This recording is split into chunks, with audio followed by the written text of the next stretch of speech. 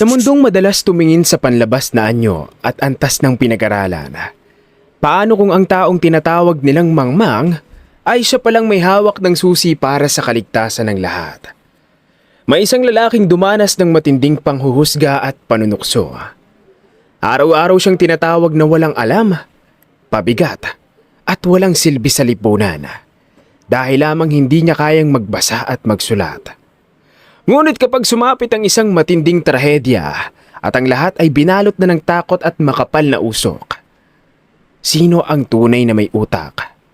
Ang mga taong may matataas na titulo na nag-unahan para iligtas ang sarili, o ang isang simpleng janitor na piniling harapin ang panganib para sa iba? Oops, teka lang mga kakwentuhan. Bago natin silipin ang kahabag-habag at kahangahangang kwento ng ating bida, siguraduhin mong nakasubscribe ka na sa ating channel. I-like mo ang kwentong ito at i-share mo na rin sa iyong mga kaibigan para mas marami pa tayong mapukaw na puso sa mga ganitong kwento. Handang-handa ka na bang maiyak at humanga? Ano? Tara! Simulan na natin ang isang kwentong hindi lang aantig sa inyong puso, kundi mag-iiwan din ng matinding inspirasyon at aral sa buhay.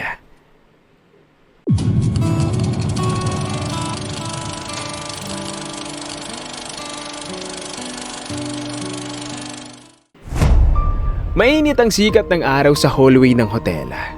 Abalang-abala ang mga empleyado habang hawak ni Mang Dante ang isang folder at paulit-ulit na tinitignan ng papel na iniabot sa kanya ni Ma'am Luisa. Nakatayo sa harapan niya ang manager ng resort. Nakapamaywang ito at nagsasalubong ang mga kilay. Mang Dante, ilang beses ko bang sasabihin? Linisin mo ang Villa 3. Pagkatapos ay ilagay mo ang mga cleaning supplies sa storage room number 5. Pagkatapos, pirmahan mo ang receive log. Napayuko si Mang Dante. Opo ma'am, gagawin ko po. Bilisan mo! Ay, marami tayong guest. Lumakad na si Mang Dante habang mahigpit na hawak ang papel.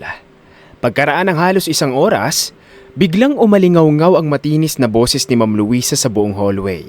Mang Dante? Halika nga dito. Bobo ka talaga! Napahinto ang lahat ng empleyado. Nagmamadaling lumapit si Mang Dante. Ma'am, bakit po? May kailangan po ba kayo? Galit na itinuro ni Ma'am Luisa ang mga kahon ng supplies. Ano to? Bakit sa storage room number 2 mo dinala? Ang sinabi ko, storage room number 5. Napatingin si Mang Dante sa sahig. Pasensya na po. Akala ko po kasi... Puro ka nalang akala. Hay, isang buwan ka palang nagtatrabaho dito, pero palagi mo nang pinapasakit ang ulo ko. Pasensya na po talaga. Pangako, babawi ako. Aayusin ko na ang trabaho.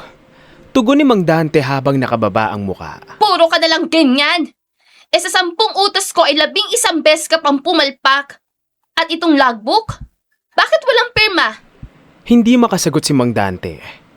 Nanatili lang siyang nakayuko. Ano? Pipi ka ba? Hindi po kasi ako marunong magbasa at magsulat. Mahinang tugon ni Mang Dante. Napailing si Ma'am Luisa na parang nandidiri. Ano? No read, no write ka? Tumango si Mang Dante. Opo ma'am. Hindi po ako nakakabasa. Lalo na po ng mga salitang Ingles. Humalakhak si Ma'am Luisa. At naglakas loob ka bang mag-apply dito? Ano silbi mo rito kung simpleng instruction hindi mo maintindihan? Tahimik lang si Mang Dante. Lalo nang mapansin niya na pinagtitinginan siya ng mga ibang empleyado ng resort. Ramdam niya ang panghuhusga sa mata ng mga ito. Aba, nakakahiya ka. 45 ka na. Pero hindi ka pa rin marunong magbasa. Hindi po kasi ako nakapag-aral doon. Maaga po ako nagtrabaho para buhayin ang pamilya namin. Hindi ko problema ang buhay mo. Problema ko ang resort na ito. Umirap si Ma'am Luisa. Itinapon nito ang folder sa dibdib ni Mang Dante. Ma'am, bakit niyo po ginawa yun? Pulutin mo yan. At ulitin mo ang trabaho mo. Kung hindi mo kayang gawin ng tama, mag-resign ka na lang. Agad na yumuko si Mang Dante at pinulot ang mga papel. Pasensya na po. Hindi na po mauulit. Gagalingan ko na po sa trabaho. Ang tanda-tanda mo na. Pabigat ka pa. Tumayo si Ma'am Luisa at nagtungo sa gym ng resort. Maya-maya, napansin ni na Teddy at Jano si Mang Dante na tahimik na muling inaayos sa mga kahon. Nagkatinginan ng dalawa bago lumapit. Uy, Mang Dante! Napagalitan ka na naman? Oo, mukhang mainit ang ulo ni Ma'am Luisa. Pero kasalanan ko rin naman. Kasalanan mo talaga dahil mahina ang utak mo. Tumawa ng sarcastic si Teddy. Narinig namin, nanorid-norid ka pala. Panunuya ni Jano. Kaya pasensya na kayo kung minsan nahihirapan akong intindihin ang sinasabi nyo. Lalo na kapag nag-i-Ingles kayo. Kaya pala hindi mo mabasa ang instructions. Grabe naman. Sa edad mong 45, hindi ka pa rin marunong magbasa at magsulat? Ang dali-dali lang nun. Kahit elementary students kayang gawin yun. Pambihira naman, Mang Dante. Daig ka pa ng bata. Mahigpit na kumapit si Mang Dante sa map. Gusto ko naman talagang mag-aral. Pero hindi ako nabigyan ng pagkakataon dahil mahirap lang kami. Nagtawanan sina Teddy at Jano. Hindi dahilan yan. Maraming ang matatanda na natututong magbasa. Baka pati pangalan mo hindi mo kayang isulat. Aminado naman ako ron. Pero pinipilit kong magtrabaho para hindi ako maging pabigat sa ibang tao. Trabaho? Makadagdag problema ka lang. Palagi mong pinapainit ang ulo ni Ma'am Luisa. Pangahamak ni Teddy. Huwag ka magkakamali ulit, Mang Dante. Lalo na sa harapan ng mga guests. Nagdadala ka lang ng kahiyan sa hotel. Diyan ka na nga. Baka mahawa pa kami sa pagiging bobo mo. Tila may bikig na namuo sa lalamunan ni Mang Dante habang pinapanood na umalis sina Teddy at Jano. Kumalma ka lang, Dante. Hindi ka pwedeng umiyak. Hindi ka pwedeng sumuko. Kailangan mong magtiis dahil umaasa sa iyo ang pamilya mo. Pag-aalo niya sa sarili. Ayaw din niyang biguin ng HR manager ng resort na nagtitiwala sa kanya. Noong ini-interview siya ay naging tapat siya na hindi siya marunong magbasa at magsulat. Hinangaan ng HR manager ang kasipagan niya kaya binigyan siya ng pagkakataon. Lumipas ang mga araw, isang beses, muling umalingaw-ngaw ang boses ni Ma'am Luisa sa ikalimang palabag ng hotel. Mang Dante! Halika nga dito. Napapitlag si Mang Dante at agad na lumapit habang hawak ang map. Ma'am, may iuutos po ba kayo? Nakatayo si Ma'am Luisa sa tabi ng reception desks. Nakasimangot ito habang nakatingin sa basang sahig. Ano na naman pong ginawa mo? Tignan mo ang sahig! Basa pa rin! Mali pa ang signage na inilagay mo. Imbes na yung signage na wet floor, inilagay mo ang employees only. Napayuko si Mang Dante. Pasensya na po. Papalitan ko na lang po. Palusot na naman. Simpleng trabaho, hindi mo magawa ng maayos. Paano kung may madula sa guest? Dahil sa kapalpakan mo. Pasensya na po talaga. Pasensya na naman? Hindi ka pa talaga matututo? Hindi nakaimik si Mang Dante dahil sa matinding hiya. Batid niya kasing pinagtitinginan siya ng mga guests at mga empleyadong dumadaan. Oh, bakit bigla kang tumahimik? Huwag mo sabihing iiyak ka sa harapan ko. Hindi po, ma'am. Magtatrabaho na po ako. Dapat lang, para may silbi ka. At ayusin mo ang trabaho mo. Bago pa matapos ni Ma'am Luisa ang sasabihin, ay biglang kumurap ang mga ilaw sa buong 5th floor. Napatingin ang lahat sa kisame. Ma'am, bakit po kumikislap ang ilaw? Maya-maya'y umalingaw-ngaw ang fire alarm. Napahinto ang lahat ng mga guest at empleyado. Anong nangyayari? Fire alarm ba yun? Kasunod noon ay isang malakas na pagsabog mula sa ikalawang palapag. Nayanig ang buong gusali. Napasigaw ang lahat. Sunog! Sunog! Pumawag kayo ng bumbero! Napalingon ang lahat. Makapal na itim na usok ang bumulwak mula sa hallway. Ilang segundo ang lumipas, mabilis na kumalat ang apoy. May mga sumubok na gumamit ng fire extinguisher, pero hindi yun sapat upang maapula ang malaking apoy. Diyos ko po! Tulong! Naiwan yung anak ko sa room 502! Nagtilian ang mga tao. May mga batang umiiyak. May mga guest na nag-uunahan sa pagtakbo. Relax lang kayo. Lahat ng empleyado, tulungan niyo makalabas ang mga guest. Ngunit wala nang halos nakikinig kay Ma'am Luisa. Nagkanya-kanya na ang lahat. May mga nagtutulakan. May mga nadatapa. May mga nagsisigawan. Panginoon, tulungan niyo po kami. Iligtas niyo po kami. Napaatras si Mang Dante habang pinagmamasdan ng lumalaking apoy. Elevator, bilis! Sa elevator tayo dumaan para mabilis tayo makababa sa ground floor! Sigaw ng babaeng guest. Parang nagkaroon ng iisang direksyon ng lahat. Sabay-sabay silang tumakbo patungo sa elevator. Nagmamadali ring tumakbo si Mang Dante kahit hinihingal siya. Ay, sandali lang po! Pasabay po ako! Kailangan ko ring makalis dito! Pagdating niya roon, halos wala ng espasyo. Pero pilit pa rin nagsisiksika ng mga guest. Kasya pa! Pumasok pa kayo! Bilisan niyo! Papasok na sana si Mang Dante. Ngunit bigla siyang itinulak palabas. Aray ko! Aray ko! Napatingala at napakunot siya. Teddy! Jano! Kayo bang tumulak sa akin? Eh ano naman kung kami ang tumulak sa'yo? Kasalanan mo! Nakaharang ka kasi sa dinadaanan namin. Pabalang na tugon ni Jano. Hoy, matandang bobo! Huwag kang sumiksik dito! Alis! Pero kailangan kong bumaba. Ayoko pong mamatay. Marami pa akong pangarap para sa pamilya ko. Mangiyak-ngiyak na nakiusap si Mang Dante. Sobra-sobra na ang laman ng elevator. Hindi aandar ito kapag overloaded. Kailangan natin magbawas ng isa. Sabi ni Jano. Kung ganon, si Mang Dante na lang ang palabasin natin. Suhestyon ni Teddy. Wag! Pakiusap! Kailangan kong umuwi ng ligtas sa pamilya ko. Hindi ako pwedeng mabatay. Ako lang ang inaasahan nila. Wala kaming pakialam. Umalis ka na bago pa kumalat ang apoy. Giit ni Teddy. Naramdaman ni Mang Dante na hinawakan ni Jano at Teddy ang magkabilang braso niya at tinulak siya palabas ng elevator. Halos matumba siya sa sahig. Maawa naman kayo. Huwag niyo ako iwan. Ikaw na lang ang maiwan. Total, janitor ka lang naman. Walang manghihinayang kahit mamatay ka dahil wala kang silbi. Oo nga, no read no write ka naman. Mas mahalaga ang buhay ng mga guest kaysa sa isang bobo at matandang janitor. Tila bumagsak ang balikat ni Mang Dante. Pambihira kayo, Jano, Teddy. Alam kong medyo masama ang ugali nyo. Pero hindi ko akalain na pati sa oras ng trahedya ay hindi nyo kaya makipagkapwa-tao. Huwag mo kaming dramahan, tanda. Wala namang kwenta ang sinasabi mo. Giit ni Jano at pinindot na nito ang boto ng elevator. Napaluha si Mang Dante. Pakiusap. May pamilya rin ako naghihintay sa akin. Pero walang sino man ang naawa. Dahan-dahang nagsimulang magsara ang elevator. Agad niyang isinuksok ang kamay sa pagitan ng mga pinto. Wag! Pakiusap! Isama niyo ako!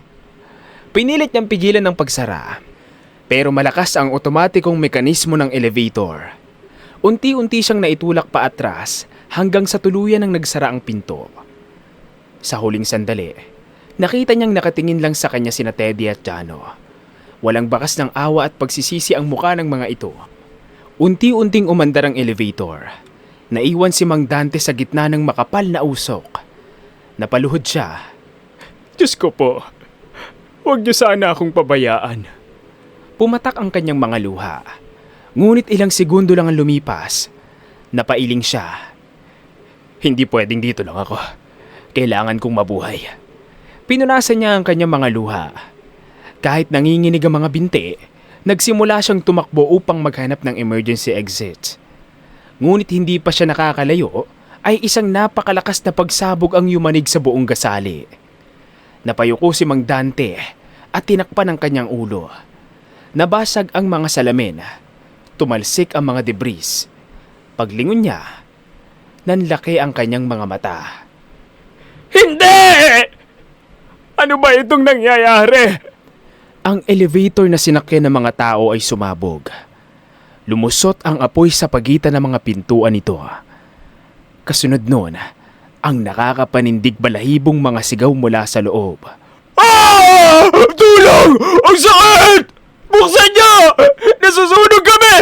Diyos ko po! Tulong! Ang balikat ko umaapoy! Hindi ako makahinga! Tulong! Tulong! Paulit-ulit na umalingaw-ngaw ang mga sigaw habang mabilis na nilalamon ng apoy ang elevator. Napatakip ng bibig si Mang Dante. Nanginginig ang buong katawan niya. Panginoon, iligtas niyo po sila. Ngunit ang mga sigaw ay isa-isang humina. Habang ang apoy ay patuloy na lumalakas at unti-unting nilalamon ng buong elevator. Nanginginig ang mga binti ni Mang Dante habang pilit niyang itinutulak ang sarili pasulong. Halos hindi na siya makahinga dahil sa makapal na usok. Pero hindi siya tumigil. Kahit anong mangyari, kailangan kong mabuhay. Kailangan kong makauwi sa pamilya ko. Patuloy siyang tumakbo hanggang sa marating niya ang labi ng ikalimang palapag. Pagdating niya roon, bumungad sa kanya ang mas matinding kaguluhan. Nagsisigawan ng mga bisita, may mga batang humahagulgol, may mga empleyadong paikot-ikot at hindi malaman kung saan dadaan. Nasaan ang daan palabas? Ayoko mamatay dito! May usok na rito! Hindi na ako makahinga! Huwag kayong magtulakan! Kumalma kayong lahat! Buksan niyo ang elevator! Doon tayo dumaan! Saad ng lalaking guest. Napasinghap si Mang Dante. Wag! Wag kayo sasakay sa elevator! Ngunit walang nakarinig. Patuloy lang ang pagtutulakan. Napapikit sandali si Mang Dante. Humugot siya ng malalim na hininga. Pagkatapos ay buong lakas siyang sumigaw. Tumigil muna kayo! Hindi dapat tayo mataranta! Mas lalo tayong hindi makakaligtas kapag nagkagulo tayo! Umalingaw nga ang boses niya sa buong lobby. Isa-isang napalingon ng mga bisita at empleyado sa kanya. Makinig kayo. Huwag kayong pupunta sa elevator. Pero bakit? Yun ang pinakamabilis na daan palabas. Saad ng lalaking guest. Dahil mas lalong magiging delikado ang buhay natin. Sumabog na yung isang elevator kanina at may mga taong natrap sa loob. Parang nanigas ang lahat. May mga napa-sign of the cross. Ano? Kung gusto niyong mabuhay, sumunod kayo sa akin. Dumaan tayo sa fire exit. Pero bakit kami susunod sa'yo? Ano bang alam mo? Janitor ka lang dito. Pag-aalinlangan ng babaeng guest. Oo, janitor ako. Halos araw-araw kong nililinis ang buong hotel kaya alam ko ang bawat pasikot-sikot dito. Bilisan nyo, kailangan natin makaalis habang may oras pa.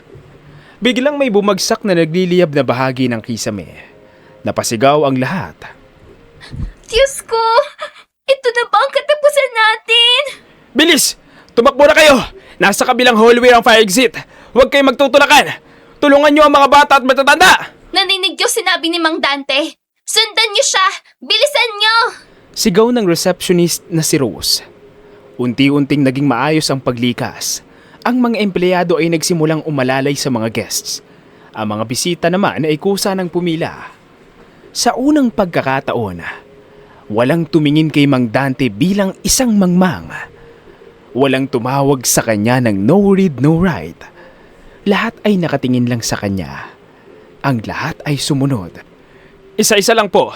Huwag kayong mag-uunahan. Makakalabas tayong lahat. Unti-unting nakarating ang mga tao sa fire exit. Nakahinga ng bahagya si Mang Dante. Sa wakas, makakaalis na rin kami. Tatalikod na sana siya upang sumunod. Pero bigla siyang natigilan. Nanlaki ang kanyang mga mata. Ma'am Luisa? Ilang metro ang layo niya. Nakahandusay si Ma'am Luisa sa sahig. Wala itong malay at may dugo sa gilid ng noo nito. Dahil sa matinding takot, hindi napapansin ng mga tumatakbo ang katawan ni Ma'am Luisa at natatapakan ito. Sandali! Dahan-dahan lang po! Huwag niyong tapakan si Ma'am Luisa! Mabilis siyang tumakbo palapit sa manager. Sinubukan niya itong kargahin, pero nanghihina ang mga tuhod niya. Mang Dante? Ano po yung ginagawa niyo riyan? Umalis na tayo dito! Giit ni Rose nang makita siya. Pero paano si Ma'am Luisa? Kailangan natin siyang iligtas. Mang Dante, iwan na natin siya! Tutal, masama naman ugali. Palagi niya tayong minamaliit. Lalo ka na. At saka, babagsak na ang kisame.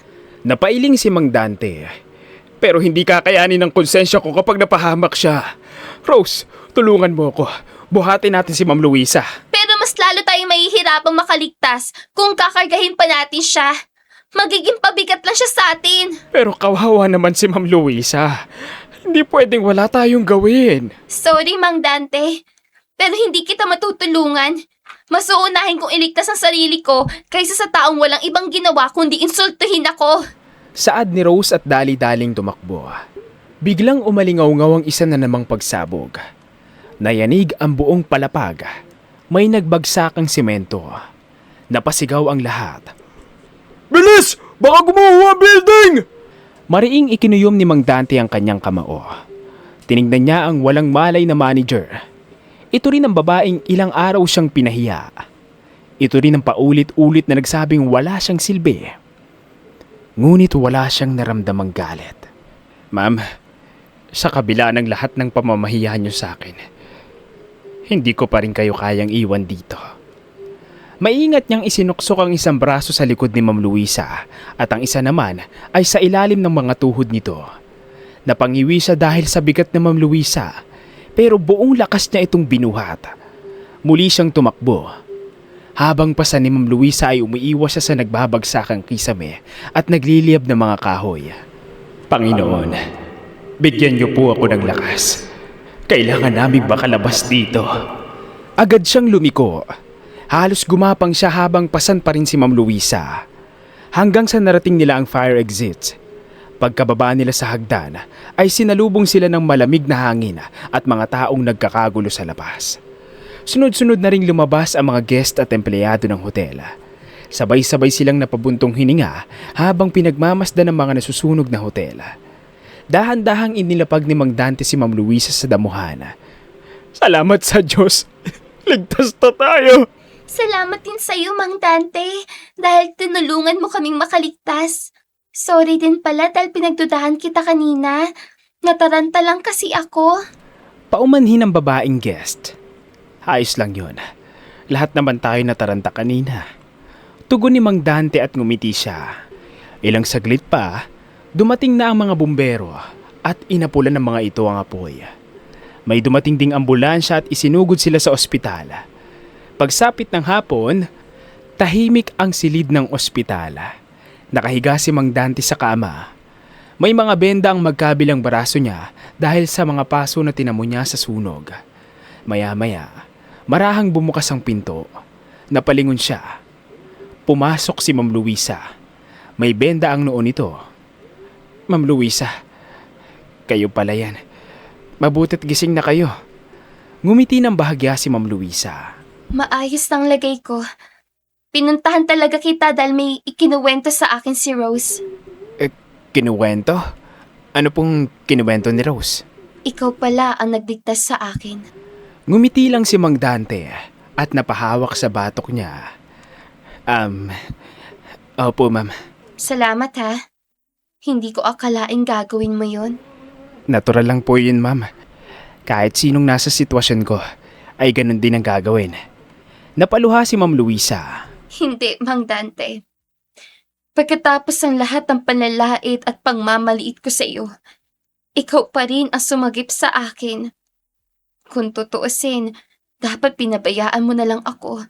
Pero sinabi ni Rose na pinilit mo kung kargahin palabas ng hotel. Kahit nahihirapan ka at muntik na mabagsak ka ng mga debris, hindi mo pa rin ako iniwan. Iniligtas mo ako kahit nalagay sa alanganin ang buhay mo. Naisip ko kasi na hinihintay ka ng pamilya mo na makauwi. Kaya pinilit kong iligtas ka. Pumutok sa iyak si Ma'am Luisa. Sorry, Mang Dante. Dahil naging masama ako sa iyo. Palagi kitang tinatawag na no read, no write. Akala ko noon, mas mataas ako dahil manager ako. Pero noong magkaroon na ng sunog, na-realize ko na wala palang manager o janitor. Wala ding edukado o bobo. Dahil sa oras ng trahedya at kamatayan, pantay-pantay lang tayong lahat. Ngumiti si Mang Dante. Mama, tinatanggap ko po ang paghingi niyo ng pasensya. Ang mahalaga, pareho tayong ligtas. Huwag na rin po kayong umiyak dahil baka sumama pa ang pakiramdam niyo. Napaluha si Ma'am Luisa at marahang tumango. Salamat, Mang Dante. Pangako, pagbalik natin sa hotel, itatama ko ang lahat ng pagkakamali ko. Igagalang ko na ang bawat empleyado kahit ano pang posisyon nila. Masaya po akong marinig yan, ma'am. Ang pinakamahalaga po ay natuto tayo sa nangyari. Ngumiti naman si Ma'am Luisa bilang tugon. Kalaunan, natuklasan na nagsimula ang sunog dahil nagkaroon ng short circuit sa wire ng hotel. Nakaligtas ang maraming guest at empleyado, maliban sa mga taong natrap sa sumabog na elevator. Hindi na nakabalik pa sa trabaho si Mang Dante. Pero sunod-sunod naman ang biyayang dumating sa kanya. Hinanap siya ng mga guest na iniligtas niya at nalaman ng mga ito kung gaano kahirap ang buhay niya. May mga nagbigay ng scholarship para sa anak niyang nasa kolehiyo. Mayroon ding nagbigay ng bahay upang hindi na siya mangupahan. Ang may-ari naman ng hotel ay nagbigay ng laundry business para hindi na niya kailangan magtrabaho. Tinutulungan din siya ng mayor ng kanilang lungsod upang makabalik sa pag-aaral sa pamamagitan ng alternative learning system. Simula noon, hindi na nakatanggap ng panglalait si Mang Dante. Nakilala siya sa buong probinsya ng Pampanga bilang isang bayani. Nakatanggap din siya ng parangal mula sa munisipyo dahil sa katapangang ipinakita niya. At hanggang dito na lang ang magandang storyang ito. Kung nagustuhan mo ang ating ibinahaging storya, huwag mong kalimutang pindutin ang like button. At kung nais mo pang makarinig ng mas marami pang inspiring stories, mag-subscribe ka na at hit ang notification bell para lagi kang updated sa aming mga susunod na kwento. Maaari mo rin itong share sa iyong mga kaibigan at mahal sa buhay. At huwag ka mahiyang mag-iwan ng comment. Sabihin mo sa amin kung saan ka nanonood at kung anong aral yung napulot mula sa kwento natin ngayon. Maraming salamat sa iyong pakikinig.